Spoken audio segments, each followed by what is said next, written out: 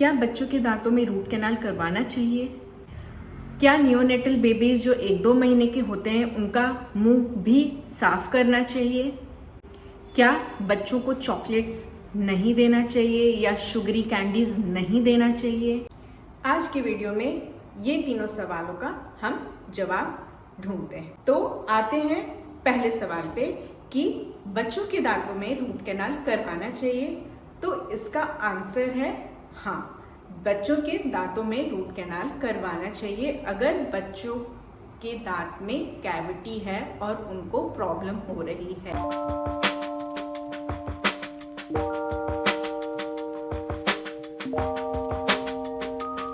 Hello friends, I am doctor Parul Karan and I am dentist. स्वागत है tooth knowledge channel में।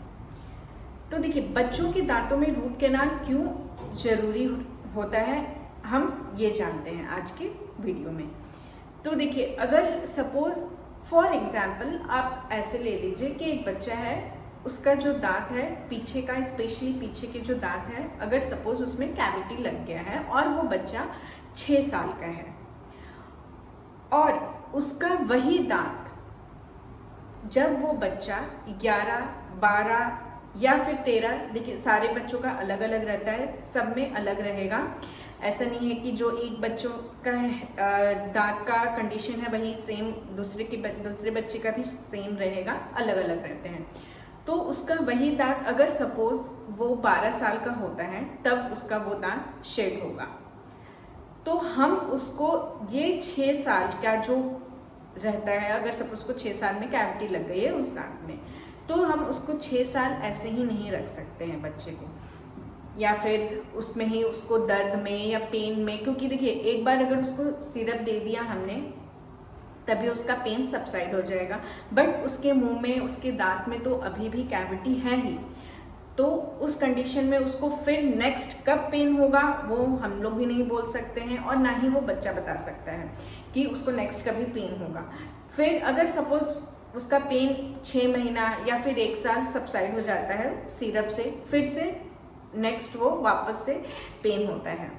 तो इस कंडीशन में हम बार बार उसको दवाइयाँ देने से बेटर है कि सबसे अच्छा परमानेंट सोल्यूशन है कि उसको रूट कैनाल आप करवा सकते हैं। आपके पास 2 ऑप्शन है कि आप रूट कैनाल करवा लीजिए या नहीं तो फिर आप उस दांत को निकलवा लीजिए। क्योंकि अगर वो दांत में पस हो जाता है, अगर उसके जड़ खराब हो गए हैं तो उसके नीचे से जो परमानेंट दांत आता है वो दांत को वो खराब कर देगा, जस्ट बिकॉज कि उसका दूध का दांत खराब हो गया है और उसका जो नीचे से परमानेंट दांत आ रहा है वहां पे पस हो गया है वो दोनों के बीच में, तो नीचे में जो परमानेंट दांत है वो खराब हो जाएगा। क्योंकि अगर सपोज आप इसको ट्रीटमेंट नहीं करवाते, बिकॉज ये टेंडेंसी होती है पेरेंट्स की कि ये तो बच्चे दूध का दांत है और ये तो वैसे भी शेड होना ही है तो हम इसको क्यों ट्रीटमेंट करवा रहे हैं। तो ये चीज़ नहीं रहना चाहिए, क्योंकि उसका दांत खराब हो गया है। आप नहीं तो फिर पहले से ही उसका दांत को अच्छे से मेंटेन रखिए, नहीं तो फिर अगर उसको कैविटी हो गई है तो फिर आपको उसको ट्रीटमेंट करवा लेना चाहिए। अगर आप दूसरे ऑप्शन में आते हैं कि आप बच्चे का दांत निकलवा देते हैं, तो उस कंडीशन में आपको सिर्फ दांत निकलवा करके हम नहीं छोड़ते हैं, वहां पे आपको एक स्पेस मेंटेनर दिया जाता है।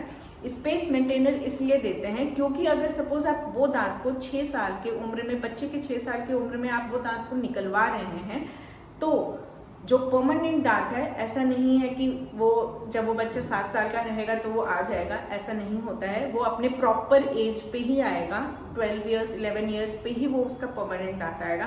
पर अगर सपोज आप स्पेस मेंटेनर नहीं लगवाते हैं तो फिर दांत जो है वो इधर उधर शिफ्ट हो जाएगा। तो ये शिफ्टिंग ना हो इसलिए हम बच्चों के दांत में स्पेस मेंटेनर लगा देते हैं, वो परमानेंट रहता है।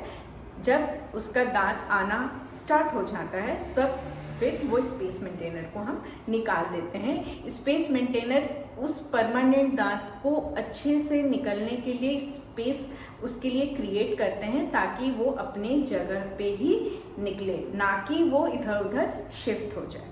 तो इसलिए आपको बच्चे का अगर दांत खराब होता है, कैविटी होती है, तो उसका इलाज ले लेना चाहिए।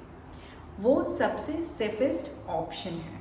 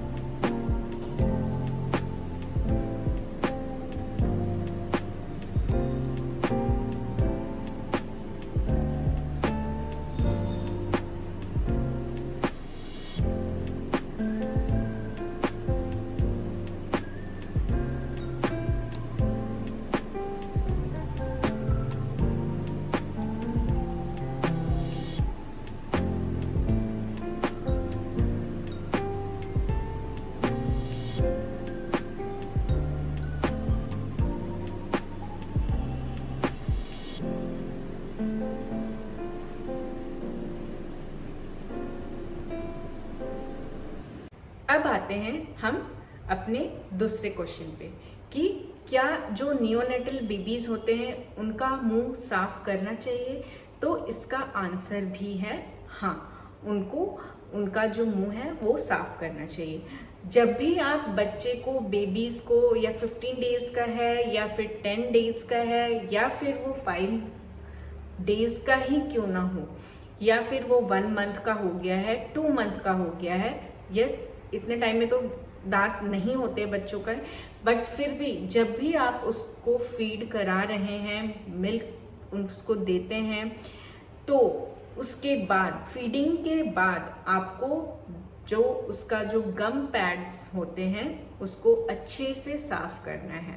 डैट मीन्स कि आपको मस्लिन क्लॉथ लीजिए या नहीं तो फिर आप कॉटन का कोई भी अच्छा साफ कपड़ा लीजिए, उसको अपने उंगली में रैप करके अच्छे से पानी में डिप करके और उसको ऑल ओवर गम्स पैड, आपको ऊपर के और नीचे के गम्स पैड जो होते हैं अच्छे से क्लीन करना है, अंदर की ओर से, टंग के साइड से एंड प्लस चीक के साइड से, दोनों साइड से अच्छे से क्लीन करना है।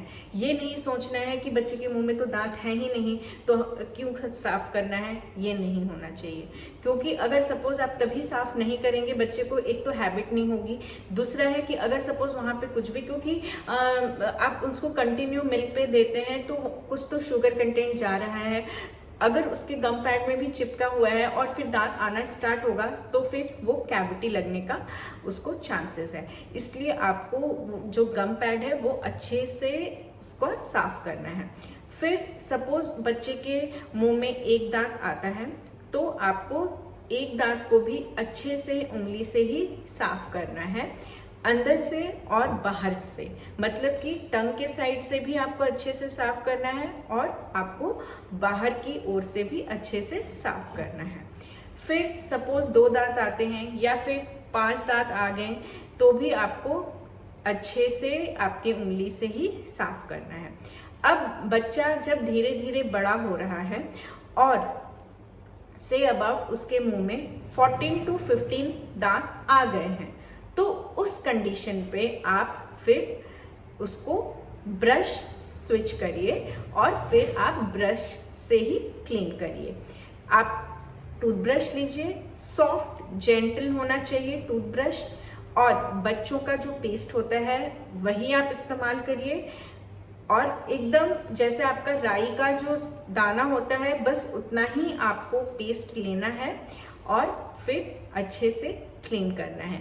एंड यस, जब बच्चे का जैसे आपको से अबाउट वो सपोज अगर उसके मुंह में दांत उसका 6 दांत आ गए, 7 दांत आ गए हैं, दांत ज्यादा नहीं आए हैं, तो उस कंडीशन में भी आप थोड़ा सा पेस्ट लेकर के साफ कर सकते हैं। और अगर सपोज उसके मुंह में 14-15 दांत आ गए हैं तो आप ब्रश का इस्तेमाल कर सकते हैं, पर फिर भी आपको जो पेस्ट इस्तेमाल कर रहे हैं बच्चों का ही पेस्ट इस्तेमाल करिए, और सिर्फ राई का जो दाना रहता है उतना ही आपको लेना है। राई बोलते हैं, सरसों बोलते हैं, तो उतना ही आपको दाना, जितना साइज है उतना ही आपको पेस्ट लेना है, क्योंकि बच्चों को स्पिट करने, थूकने नहीं आता है। तो इस कंडीशन में अगर आपने बहुत ज़्यादा पेस्ट ले लिया तो वो सब अंदर ले लेंगे, इसलिए आपको बहुत थोड़ा सा ही आपको पेस्ट लेना है।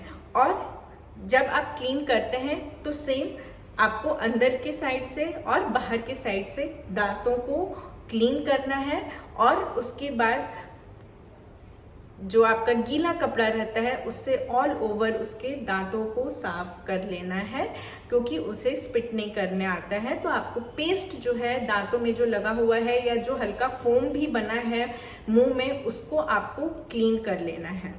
फिर उसी से आपको, वही कपड़े से आपको बच्चे का टंग भी साफ करना है, जो कि आप पहले से टंग साफ करते आ रहे हैं। सिर्फ गम पैड से ही नहीं, आपको साथ में बच्चे का टंग भी साफ करना है। उससे जो भी जीभ में जो भी दूध चिपका रहता है वो निकल जाता है, प्लस बच्चे के मुंह से स्मेल नहीं आती है। तो आपको शुरुआत से ही गम पैड और टंग, जीभ को अच्छे से क्लीन करना है, और जैसे जैसे वो बड़ा होता है तब आपको ब्रश पे स्विच कर लेना है, बट स्टिल उसका जो टंग है वो आपको अपने गीले कपड़े से ही, जो उंगली में आप रैप करके बच्चे को साफ करना है उसका टंग को। और जब वो बड़ा होता है धीरे धीरे, तब आप उसको टंग क्लीनर दे सकते हैं। अब आते हैं हम तीसरे सवाल पे। बहुत सारे पेरेंट्स बोलते हैं कि हमने तो इसको चॉकलेट्स नहीं देना, मतलब नहीं देते हैं हम, फिर भी इसको कैविटी लग गई है। तो देखिए, कैविटी सिर्फ और सिर्फ चॉकलेट्स खाने से नहीं होता है। अगर बच्चा खाना तो खा रहा है, फ्रूट्स तो खा रहा है, कुछ तो वो मुंह में खा रहा ही है, बट अगर सपोज आप उस टाइम पे क्लीन नहीं करते हैं तो फिर वो खाना चिपका रहेगा दांतों में, फिर वो फर्मेंट होगा और फिर कैविटी लगती है। तो आपको सिर्फ और सिर्फ कैविटीज से, चॉकलेट से कैविटीज लग रही है, ये नहीं होता है। ऐसा ना हो जाए कि आप अगर सपोज उसको चॉकलेट नहीं दे रहे हैं तो इधर उधर या फिर आपसे छुप करके वो चॉकलेट्स खा रहा है, तो ये नहीं होना चाहिए।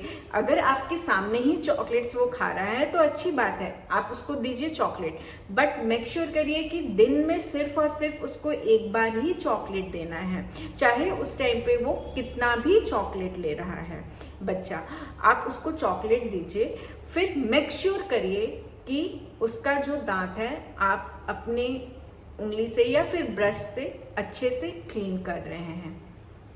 अगर दांतों में चॉकलेट कंटेंट्स या फिर कैडबरी कुछ भी अगर वो चिपका हुआ है तो इन दैट केस कैविटी तो लगनी ही है।